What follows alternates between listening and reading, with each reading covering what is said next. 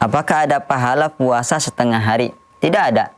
Ya, kenapa? Karena yang namanya puasa, ya, secara hukum syar'i definisinya adalah menahan diri dari hal-hal yang membatalkan puasa sejak terbit fajar shadiq, ya, sampai tenggelam matahari, ya. Wa kulu washrabu hatta yatabayyana lakumul khaytul abyadu minal khaytil aswadi minal fajr. Ya.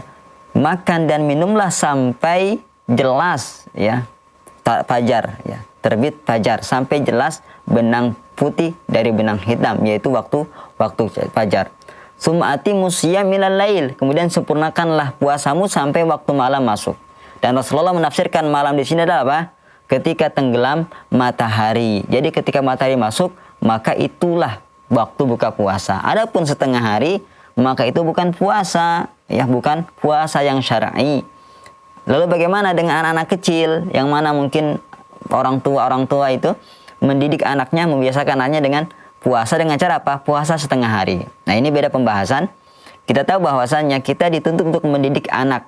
Anak adalah amanah. Jadi kita harus mendidik dia sejak kecil agar dia tumbuh menjadi kebiasaan dia untuk melakukan ketaatan, agar dia mampu. Karena puasa ini kita lihat berat, ya, kecuali kalau orang yang dimudahkan oleh Allah Subhanahu wa taala dan dengan iman yang kuat dan kemampuan yang kuat. Dan anak kecil ini perlu dilatih agar dia terbiasa nanti mampu untuk menjalankan puasa. Salah satu metodenya adalah dengan apa?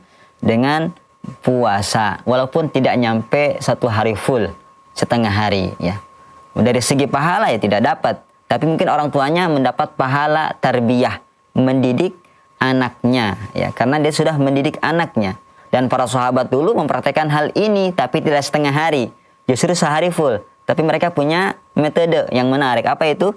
Seperti kata Rubayyi', ya, radhiyallahu anha mengatakan, kami yang membuat mainan dari bulu. Jikalau anak-anak kami menangis, maka kami beri dia mainan tersebut sampai dia lupa laparnya hingga masuk waktu berbuka.